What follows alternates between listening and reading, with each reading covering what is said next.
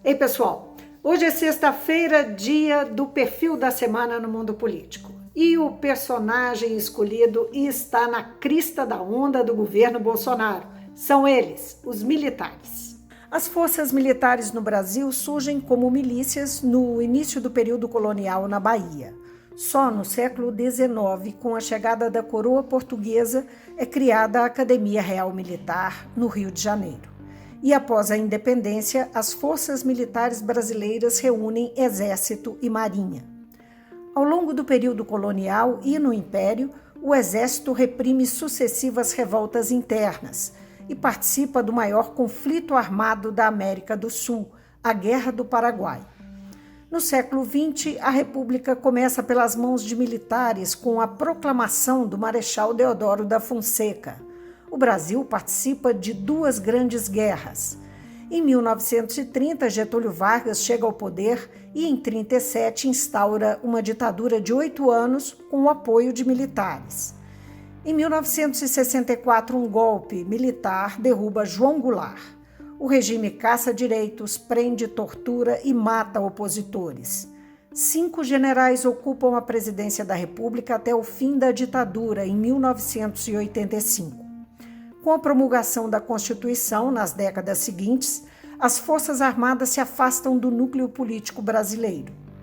Em 2019, assume o presidente Jair Bolsonaro, ex-capitão do Exército, que leva 3.000 militares para o governo, entre eles 8 ministros. No Planalto, 3 dos principais auxiliares são generais de 4 estrelas. Eu vou conversar com o professor Eduardo Heleno, do Instituto de Estudos Estratégicos da Universidade Federal Fluminense. Eduardo, muito obrigada por atender o Mundo Político. Eu fico muito agradecido, muito honrado com o convite e fico muito feliz de poder participar desse debate. Vou começar pelo que é o que nós estamos tratando, que é o perfil, né, dos militares no Brasil. Como é que você define o perfil das Forças Armadas brasileiras? Bom, existe uma diferença entre a instituição Forças Armadas e os militares que integram essa instituição.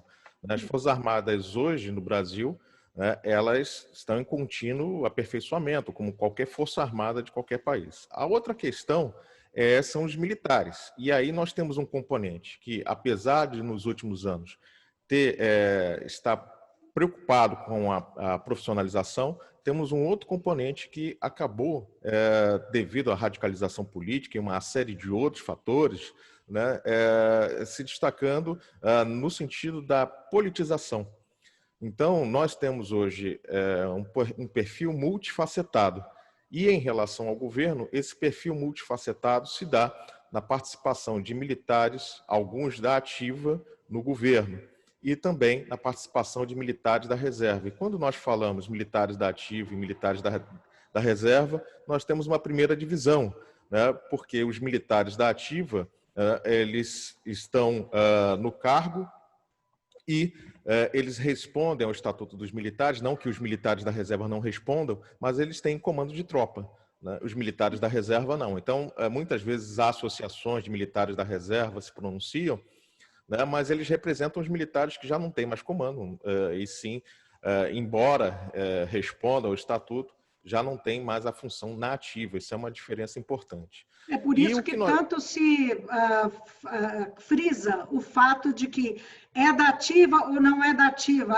O general fulano entrou para o governo, então ele precisa ir para a reserva. Essa é a questão. Essa é a questão. Então, quando nós temos associações de militares da reserva, seja aquelas que são voltadas à melhoria salarial, ou sejam aquelas que são voltadas à questão ideológica, ou mesmo corporativista, como o Clube Militar, né, esses militares, eles podem falar para a imprensa, eles podem falar para a sociedade de uma maneira mais assertiva. E muitas vezes o público confunde o pronunciamento desses militares com o pronunciamento de quem está na ativa. Mas eu sei que certas pautas se misturam. Pois não? Não há, desculpa, mas não há momento em que eles, de fato, expressam o sentimento, digamos que mais majoritário dentro do Exército? Não há momentos que expressam mais ou menos, não é? O clube militar, ele parecia há 20 anos, há 15 anos, 10 anos, muito estriônico, sem nenhuma...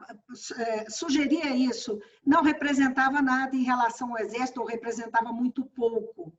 Mas, neste momento, como é que é? Bom, foi bom ter tocado na questão do clube militar. O que nós temos quando analisamos as Forças Armadas? Primeiro, né, nós temos um contingente em torno de 360 mil militares e não podemos tratá-los como um único pensamento, né, um monólito. Então, na verdade, você tem correntes internas que muito refletem o que acontece na sociedade. O clube militar, ele perdeu muito da sua expressão que tinha no passado, por exemplo, década de 20, década de 50, quando são feitos grandes debates no país, em especial na década de 50, em relação ao modelo econômico, né? E já na década de 60, né, com o golpe militar, mas também com uma ação do governo Castelo Branco, uma nova lei que tende a diminuir a politização dos militares, né? O clube militar ele vai praticamente, até a revista do clube militar deixa de ser publicada nos primeiros anos do regime militar, né? E depois ela é retomada. E já indica uma despolitização. Essa despolitização ela vai acompanhando o regime militar e quando há redemocratização, em 1996, né, já é um movimento dentro do clube militar com a eleição do general Ibiapina, que foi um dos chamados coronéis do inquérito policial militar da época da ditadura, né? E ele busca fazer um proselitismo de retorno de uma narrativa positiva ao regime militar. Então, nesse sentido, né, a politização voltada a uma memória de 64 começa em 96 com a eleição do general Hélio Ibiapina. E aí o que a gente tem, né? Dentro das Forças Armadas, isso tem um eco também, porque em 98, 99, aliás, no último mês de funcionamento do Ministério do Exército, antes de ser transformado dentro da estrutura do Ministério da Defesa, é criada a coleção de história oral do Exército, né? Então, na verdade, é uma história oral focada em 64, né? Como uma manutenção, né, das narrativas internas. Então, de certa maneira, o clube militar ele reflete algumas camadas, né, e que chegam ao comando, né? Tem um aspecto geracional muito forte também. Antes de avançar um pouco no aspecto ideológico desse que se manifesta aí nesse período da redemocratização, que eu quero entrar nisso, eu queria que você passasse um pouquinho sobre assim, nós temos nas Forças Armadas diferentes forças, Exército, Marinha e Aeronáutica. A gente olhando de fora, fala Forças Armadas, às vezes a gente confunde Forças Armadas, o cidadão comum costuma olhar como é tudo Exército, não é? Sim. São todos militares, mas a gente pode... São realmente todos militares, mas a gente pode diferenciar historicamente, nas correntes de pensamento, nas manifestações ao longo da história, essas três forças? Perfeitamente, Vivi. O que nós temos, vamos dizer que isso até nos ajuda a entender o perfil, né, das Forças Armadas. Então, nós temos três forças e cada um tem um ethos específico, né? Na história imperial brasileira, ou seja, o período de 1822 até 1889, a força que tinha o maior prestígio social era a Marinha, sem dúvida. O Brasil foi ocupado, né, a colonização brasileira se deu através do forte empenho da navegação portuguesa. Então, a comunicação no Brasil entre as cidades era feita com o suporte da Marinha, que garantia ali o comércio, né? Então, o poder marítimo esteve muito presente no período imperial. Com a Guerra do Paraguai, há um movimento lento, mas contínuo, de tomada de consciência por parte dos oficiais do Exército. Então, entre 1865 e 1870, né, esse período em que há a Guerra do Paraguai, nós temos ali, com o retorno dos soldados, dos oficiais, uma tomada de consciência que vai começar a criticar, né, o antigo regime, ou seja, a questão escravocrata, né, a questão de profissionalização, E veja bem, quando nós temos uma série de pronunciamentos de militares em relação à questão política na década de 1880, temos a questão militar que precipita, né, na fundação da República através de um golpe com apoio civil. E as articulações são feitas no recém-criado Clube Militar em 1887. Então, no período de 2 anos, ele não é de também hoje, né? não é de hoje. Então, isso ajuda a explicar um fato. Embora o início da República tenha sido muito cruento, né, com a revolta da Armada e uma série de revoltas locais, o protagonismo da Marinha ele termina com a revolta da Armada e você tem um período de protagonismo do Exército. E essa visão, essa narrativa institucional que é criada é como fundador da República. Então, existe um sentimento muito forte entre os militares do Exército em relação à fundação da República e à participação política. Historicamente, isso se vincula também com a ideia do soldado cidadão, mas isso é um outro aspecto que a gente pode tocar depois. Dá para dizer o que especificamente forjou o pensamento do militar? Bom, na verdade, existem vários aspectos, né? Como eu disse, os militares também refletem o que acontece na sociedade. Então, além do perfil, um outro aspecto para o perfil dos militares, né, é que cada vez que a instituição vai consolidando os seus aspectos, né, de treinamento, de formação, ela vai se tornando conservadora. Então, no início do século XX, os oficiais do Exército, né, os jovens cadetes da Praia Vermelha, né, eles participavam muito da política e tinham, em muitos deles, várias correntes de pensamento. Né? Décadas depois, na Escola Militar de Porto Alegre ou da Praia Vermelha, você tinha jovens que iam à rua contra as questões políticas do governo. Então, alguns eram até chamados de jacobinos. Né? Na década de 20, você tem um perfil também que vai às ruas devido à questão corporativa, de salários, de promoções, que são jovens tenentes. Jovens no sentido não da idade, mas porque eles ficavam muito tempo na patente de tenentes. E o tenentismo que tem um viés bem... Nada conservador, pelo contrário. Nada conservador. Eles propunham uma reforma. E são esses tenentes que vão entrar em choque em 1930, apoiando o governo Vargas, contra São Paulo, que ontem, né, comemorou o seu 9 de julho, então a Guerra Civil de 32.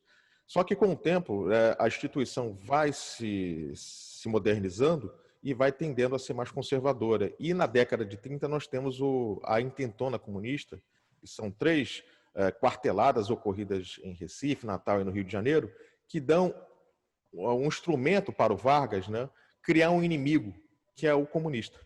Então, a partir da década de 30, você tem um perfil anticomunista muito forte nas Forças Armadas, que ajuda a explicar a convergência do discurso anticomunista do Bolsonaro, né, e de outras correntes da sociedade, como o Clube Ajuda Militar. a apoiar a ditadura que Vargas instala. Exatamente, exatamente. E aí, por isso explica 64 também.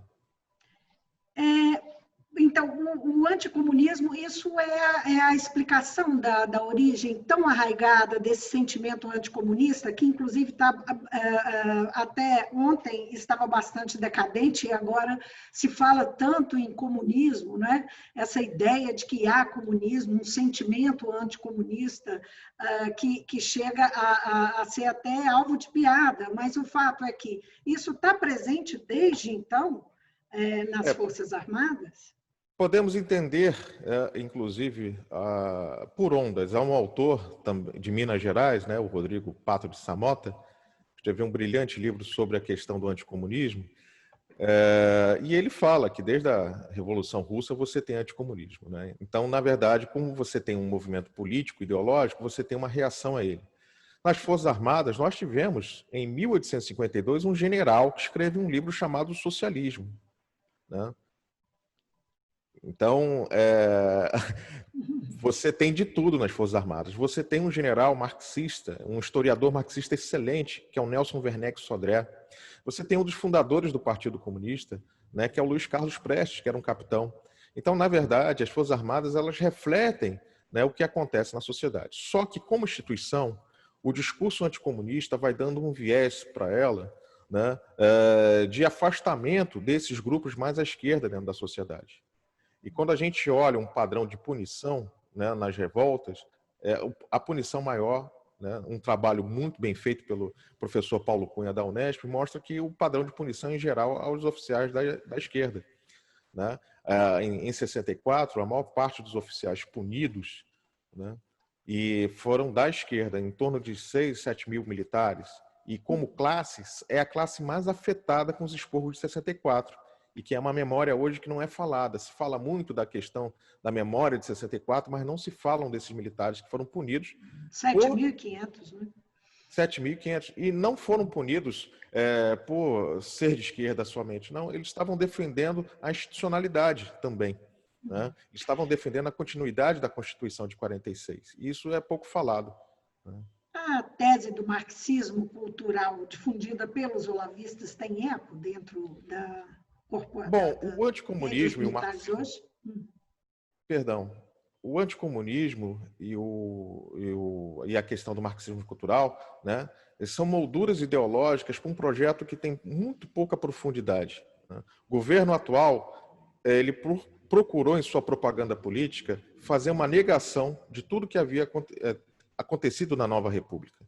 Né? A Nova República, ela se instaura a partir da redemocratização e tem um marco legal da Constituição de 1988, e tanto no meio militar quanto no meio civil, isso é importante falar, havia uma noção de conciliação, no sentido marcado pela lei da anistia, mas também dentro da estrutura militar, né? E aí é importante ressaltar isso entre os próprios militares, principalmente no governo Geisel, e havia um oficial da reserva muito influente, que foi o Golbery Couto Silva, né? A percepção de como instituição, a participação dos militares como governo poderia afetar e rachar a instituição militar.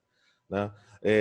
Você tinha ali um crescente papel dos serviços de informação que estavam, de certa maneira, dinamitando a hierarquia. Então, muitas vezes, um general não poderia visitar, né, um parente que estava preso na época da repressão e recebia a ordem de um major, e ficava por isso mesmo, ou então de um sargento comandante da guarda. Então, essa estrutura criada no regime militar, extremamente ideologizada, né, passa a ser alvo de crítica no próprio meio militar para uma saída do governo, que é uma saída muito lenta, tá, devido a uma série de fatores, um certo pragmatismo do Geisel também.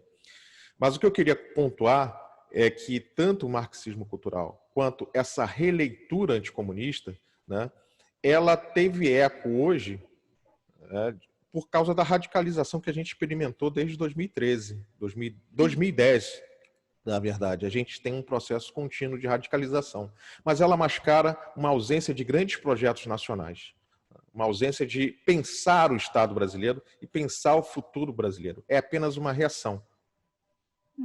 As Forças Armadas, elas são uma instituição respeitada no país, elas têm, sempre que se avalia instituições, elas são bastante respeitadas, elas aparecem bem avaliadas. Ela deixa, nesse sentido, do que você está dizendo, e as altas patentes são muito preparadas. Nesse sentido, ela deixa a dever ao Estado brasileiro, ao funcionamento do Estado brasileiro? Não, vejamos, nós temos dois aspectos. As Forças Armadas como instituição, elas continuam cumprindo o seu dever constitucional. Agora, a utilização política das Forças Armadas como instrumento é um problema. E aí, né, falando para não só toda a audiência, mas a comunidade institucional ligada ao legislativo, eu acho que todo legislativo, né, principalmente os assessores, devem prestar atenção, né, num aspecto que é a defesa nacional. A defesa nacional é construída por civis e militares. A proeminência é civil e a tecnicidade é militar. Então, o papel das Forças Armadas nas grandes democracias é proteger o país de uma ameaça externa, causando, né, um efeito de dissuasão para qualquer tentativa de invasão do território, nas ameaças mais clássicas ou nas ameaças mais novas, como o terrorismo. Então, as Forças Armadas devem estar preparadas para nos defender de ameaças externas. Quando ela se volta para a política interna, e isso não é a instituição, e são seus atores, aí nós temos um problema muito sério, né? Existe um conceito na ciência política que conhecemos como controle civil. Toda democracia, ela se organiza por meio de um controle civil sobre as Forças Armadas, sobre os militares. E quando, no jogo democrático, você tem um grupo que utiliza as Forças Armadas para chegar ao poder, nós temos ali uma tensão, né, daquilo que nós chamamos de controle civil subjetivo. E esse conceito que é trazido pelo Samuel Huntington em 1957, com o livro Soldado-Estado, né, ele chega aqui no Brasil na década de 70, mas esse trabalho é publicado, inclusive, pela Biblioteca do Exército, ou seja, entre os militares havia uma preocupação, né, porque na nossa República, várias vezes, os militares foram instrumentos, não do Estado, mas de partidos políticos, né, como a gente está vendo hoje. Civis, né?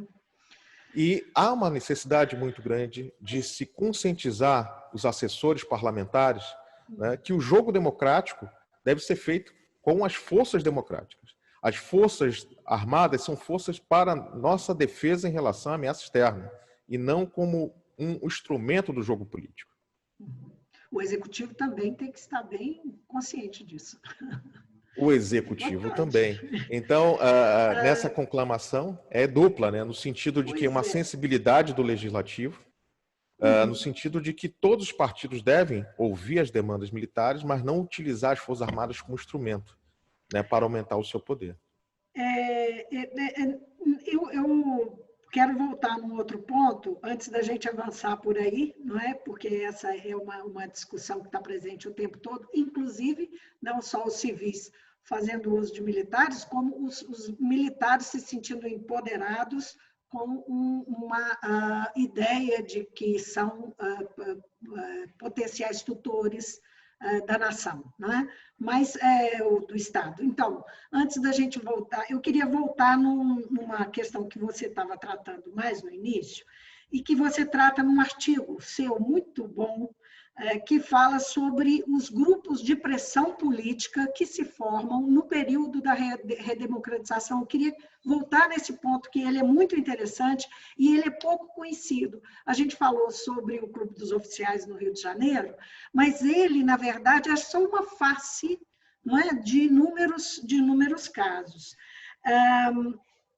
O que eles realmente pretendiam, o que esses grupos pretendiam e onde que estão esses grupos hoje, neste momento em que o governo é ocupado por pelo menos 3.000 militares, né? Isso sem mencionar os ministros, né? Inclusive no núcleo forte de poder no Palácio do Planalto. Eu agradeço pela leitura desse material que compôs a minha... um artigo que compôs a minha dissertação e depois a minha tese, em que faço o trabalho comparado no Mercosul com o surgimento desses grupos. Esses grupos de pressão política formados por militares da reserva, eles são formados ao longo da redemocratização para reagir ao novo status quo da nova república. Esse novo status quo colocava a proeminência civil dentro da sociedade. Então, eles se ressentem, né, do papel que a sociedade havia dado aos militares anteriormente, antes mesmo de 64. Né? Então, na década de 40 e 50, os militares eram vistos como salvadores da nação, no sentido de ser uma burocracia extremamente especializada, né? Também eram uma espécie de árbitros da política. Nós temos ali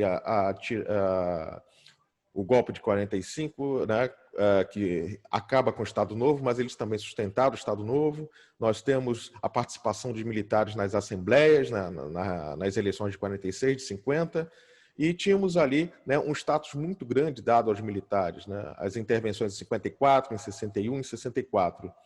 Bom, no ambiente da nova república, esses grupos se ressentem do discurso que está havendo ali, né, de recuperação da memória civil. Na verdade, as pessoas querem saber onde estão os desaparecidos, né, o que a ditadura fez com os desaparecidos, né, o que os órgãos de repressão fizeram, não só em relação aos desaparecidos, mas as perseguições. Você tem uma quantidade enorme de funcionários públicos, né, pessoas de outras áreas da sociedade civil que foram perseguidas pelo regime. ou de alguma maneira tiveram sua vida afetada. Nós temos a censura, nós tínhamos um país que estava fechado, né, à tolerância. E com a nova república, nós temos a possibilidade de construir um ambiente democrático com a participação assertiva dos vários movimentos sociais.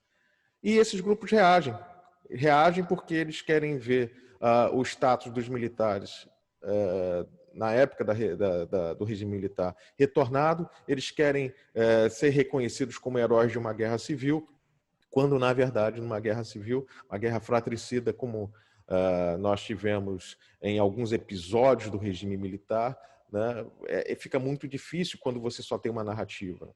Então, eles querem disputar. Uma perguntinha. Quando o Bolsonaro e o seu grupo, o grupo ideológico em torno dele, resgata essa ideia de anticomunismo, está dando voz exatamente a esse pessoal.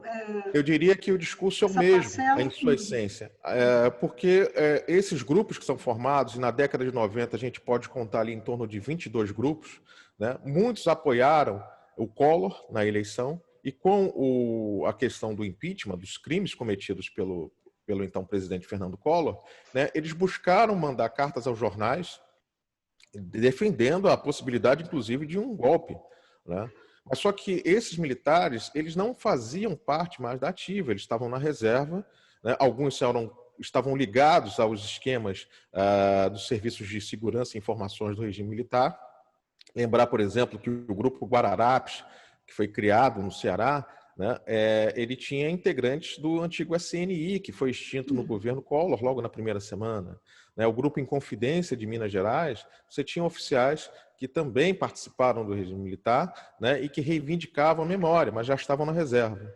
E uma outra coisa muito interessante é que boa parte desses grupos também eram criados não somente com essa defesa de uma ação mais enérgica, como no passado, mas também para ganhar eleições. Só que eles não conseguiram. Eles tentaram fazer várias campanhas e não conseguiram, né? E o fenômeno atual, que esse discurso serviu para o Bolsonaro, mas não serviu para eles. Mas o fato é que o ajudante de ordens do Silvio Frota, que foi um general que agiu de forma extremamente reativa à abertura política, né? Talvez o último, né? Hoje o general Heleno, que é digamos, um dos três principais homens, dos três principais militares do governo Bolsonaro, né? Isso deve significar alguma coisa, né? Significa porque quando nós temos uma tentativa da sociedade civil de buscar, né, uma recuperação dos arquivos do que aconteceu no regime militar, e quando nós temos as políticas de direitos humanos no governo Fernando Henrique, de reparação, e depois, né, no governo Lula, e mais claramente no governo Dilma, a questão dos direitos humanos através de um plano nacional que estabelece uma comissão da verdade, certos laços corporativos começam a ser questionados. Então, você tocou no caso do general Heleno, né? Então, existe uma questão corporativa muito forte nas Forças Armadas. Então, a relação entre eles não é entre né? Existe o colega de farda, o colega de turma e o oficial superior com quem você serviu. E os laços ideológicos vêm depois, né? Os laços afetivos, no nosso caso, vêm antes, né? Inclusive, a relação com respeito à hierarquia, muitas vezes se deve aos laços afetivos. Quando a gente tem no início da República, né, uma discussão, olha, esses laços afetivos muitas vezes são mais fortes do que os laços institucionais. Só com o profissionalismo a gente pode estabelecer, né, esse respeito à lei acima de tudo. Então, o que nós temos no governo Dilma é a Comissão Nacional da Verdade, e ela expõe o que aconteceu, por um lado e para o outro. Mas só que esses setores reagem como se fosse só a verdade de um lado. E aí, isso ganha força em setores das Forças Armadas que têm esses laços corporativos, né? Ao mesmo tempo que o então capitão Augusto Heleno foi integrante do gabinete do Silvio Frota, ele foi no governo Lula, né, o comandante da MINUSTAH, né, das tropas da MINUSTAH. Então, saiu de lá não muito bem, né? Pois é. Acusado de ter provocado uma chacina. Pois é, mas aí ganha uma força muito grande, né? Porque as missões de paz no Haiti projetam um desejo brasileiro e, de certa maneira, a política de defesa e política externa se conjugam muito bem, no sentido de dar uma ideia de um país e que projeta suas forças para fora, como Sim. qualquer grande democracia, né? Mas só A que missão foi muito importante para o Exército Brasileiro e para o Brasil, não é? para Agora, as Forças Armadas como um todo, né? Marinha falando também. falando em governo Dilma, eu preciso puxar aqui a figura do vice-presidente, Hamilton Mourão, que durante o governo Dilma foi bastante, teve uma voz bastante, digamos assim, estridente e inclusive em atos de insubordinação em relação ao presidente da República e acabou inclusive removido do Comando do Leste, como é que é? Eu esqueci o nome do Comando Militar do Sul. Era Sul? Era Sul. Sim. Então, ele acabou removido desse comando por conta de atitudes dele. E o vice-presidente, nos últimos tempos, tem sido olhado como uma figura mais moderada em relação, na comparação com o presidente Jair Bolsonaro. Quem é Hamilton Mourão? Como é que você enxerga a figura e até que ponto também o comportamento dele, aí vão duas questões diferentes, no governo Dilma tem a ver com o que ela representa como mulher e também como uma militante contra a ditadura. Bom, então vamos tentar responder primeiro por um perfil do general Mourão, né? Sim. A primeira lembrança, quando eu comecei a ver no noticiário o nome do general Hamilton Mourão, foi de outro Mourão, o Olímpio Mourão, que esteve presente na política brasileira, foi associado ao Plano Collor em 37, que deu origem ao Estado Novo e que também foi um general que falava muito sobre a possibilidade do golpe entre 63 e 64 e chegou a ser, né, um oficial que serviu em várias regiões importantes, como no sul do país, em São Paulo, onde tinha um apoio empresarial, e em Juiz de Fora, onde dali ele sai com as tropas para iniciar, né, a quebra institucional de 1964. Essa é a primeira associação que eu tive. Mas ao ler, né, e acompanhar a história do general Hamilton Mourão, uma das coisas que nós notamos é o seguinte: primeiro, é uma relação de pertencimento corporativo. Ou seja, se a gente pega não só o general Mourão, mas o grupo que se elege em torno do PSL e nos demais partidos, como o PRTB e demais partidos de centro-direita, são oficiais de 73 a 77. Então, são formados nas turmas de 73 a 77 da Academia Militar das Agruras Negras. Então, são, em geral, oficiais do Exército, oficiais que chegaram, alguns ao generalato, outros não, mas que têm essa relação de pertencimento de turma, uma geração que, quando jovem, viveu o regime militar, né, e viveu também a redemocratização. Então, o impacto do discurso daqueles grupos anticomunistas, grupos de pressão, de certa maneira, repercutiu neles. Uma outra questão é a questão da arma, então, a artilharia. Então, a gente tem as 3 Forças Armadas, mas dentro de cada Força Armada você tem um ethos. Então, a questão das turmas de artilharia, né, das turmas de cavalaria. Então, a gente tem aí o Mourão e o Bolsonaro, essas turmas têm uma relação de pertencimento forte também. Um outro aspecto é que alguns dos oficiais que estão ligados ao governo serviram na Brigada Paraquedista. E aí você tem um outro ethos envolvido, uma relação muito forte. E outros serviram na Escola de Educação Física do Exército. Então, isso cria, né, uma relação, uma rede, né, de oficiais de camaradagem. Tem uma camaradagem muito mais forte. Se há uma camaradagem nesses grupos, porque esses cursos, né, acabam criando, né, devido ao tipo de treinamento, essa relação muito forte. E o caso do Mourão, né, ele é um caso que, de certa maneira, representa a politização dos oficiais do alto comando. Por quê? Porque ele já começa a fazer suas declarações num período de enfraquecimento do governo Dilma. Um enfraquecimento causado por várias forças. Lembrar que em 2014 é o Bolsonaro que vai à Academia Militar, né, e fala no pátio, fora do pátio de formatura, né, num canto bem afastado do pátio de formatura, ele faz um discurso improvisado para os jovens cadetes, dizendo que vai ser candidato. E nos anos seguintes, ele vai estar no palanque das formaturas da AMAN e vai aparecer o Hamilton Mourão, como oficial da ativa. Alguns oficiais que fazem parte do governo vão estar nas cerimônias, né, militares. Então, está se articulando ali uma politização dos militares. Para entender o processo, então, era bom ter olhado para os palanques das formaturas, né? Exatamente, é uma coisa que existe um híbrido, né? Uhum. Na década de 90, a coisa mais difícil era Bolsonaro, era o Jair Bolsonaro, o deputado, ou então antes o vereador Jair Bolsonaro, entrar num quartel para fazer campanha política.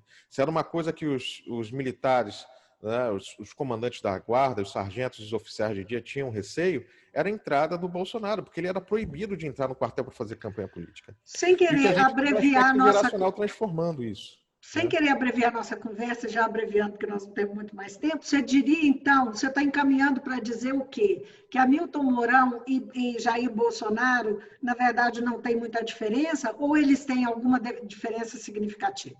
Tem muita diferença, tem muita diferença. Primeiro, o Jair Bolsonaro, ele foi um capitão do Exército, e ele sai por indisciplina, né, e faz uma carreira política que não garante um espaço. O seu local é um local isolado, ele é extremo, ele tem um discurso radical. Então, ao longo de 27 anos... de estar no poder, de ocupar o poder e ter poder de mando, a história de cada um determina como é que cada um vai agir, ou eles pensam mais ou menos do mesmo jeito? É aí que eu queria chegar. Então, olha, eu acho que tem uma praxe diferente e há certos aspectos que eles convergem. Então, a praxe do Bolsonaro foi de se isolar e ganhar as eleições, as várias eleições, com o discurso de aumento salarial. Mas ele não fez muitos projetos, né? Só teve 3 aprovados. Ele participou de várias comissões, mas não foi um deputado que ganhou consenso. Na eleição para a Câmara, ele só teve 3 votos. O Mourão tem um aspecto, né, um pouco mais moderado, se é que podemos dizer assim, né, porque ele ao menos consegue conversar, ele entende, né, a função dele como vice-presidente e consegue conversar até melhor com a imprensa.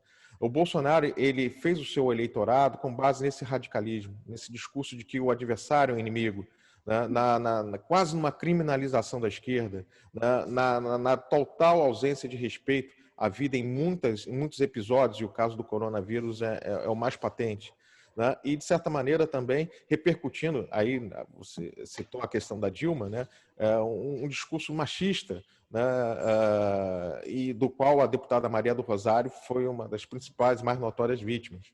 Né? Então, o Mourão ele tem um aspecto mais moderado, mas lembrar que o Bolsonaro está na vitrine há 27 anos, então é possível fazer um perfil dele muito mais claro. Né? O Mourão, não.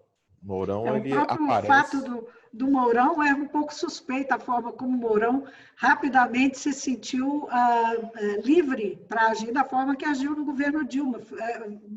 Deixa a gente a questão, até que ponto o fato dela ser uma mulher, claro que tem outros elementos, né, o próprio enfraquecimento, a questão da posição histórica dela como militante contra a ditadura, mas o fato dela ser mulher, será que não pesou?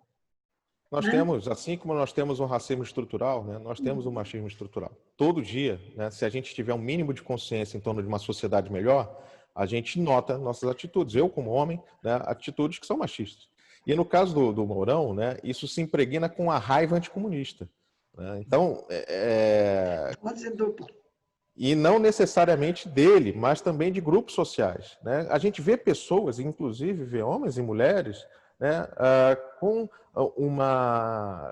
um simbolismo extremamente violento em relação a Dilma. Né? As fake news que já rolavam naquele período, né, já indicavam essa mistura do nosso desse anticomunismo que foi revivido, e esse machismo estrutural na nossa sociedade. Nosso tempo estourou, mas eu vou te fazer uma última pergunta, que acabou quando a gente estava falando do pensamento dos militares, perdido por um, perdido por mil, entendeu? Então, falando do pensamento dos militares, eles eram vistos e agiam como nacionalistas na época da ditadura. Eles eram basicamente nacionalistas e estatistas. Hoje estão num governo que está fazendo um movimento ultraliberal, né?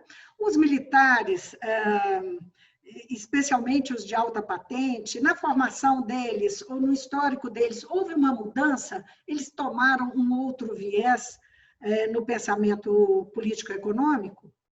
Olha, uma boa pergunta. Na verdade, eu acho que há várias correntes militares, ainda vejo isso. O que, na verdade, o Bolsonaro fez foi catalisar para si, né, os militares que estavam já se politizando e que eram da mesma turma. E, nesse sentido, o seu arranjo de forças acabou encontrando eco na agenda neoliberal. O próprio Bolsonaro ele elogiava no passado nacionalistas como Hugo Chávez, só você pegar, né, os recortes de jornais. Então, há uma coisa de um certo aproveitamento de um candidato que intencionava ser presidente, mas que não tinha a força necessária, então ele se carreia daquilo que ele puder. Tanto é que não há um projeto claro. O projeto é a negação do passado, né? É a negação das conquistas feitas ao longo dos governos PSDB e PT.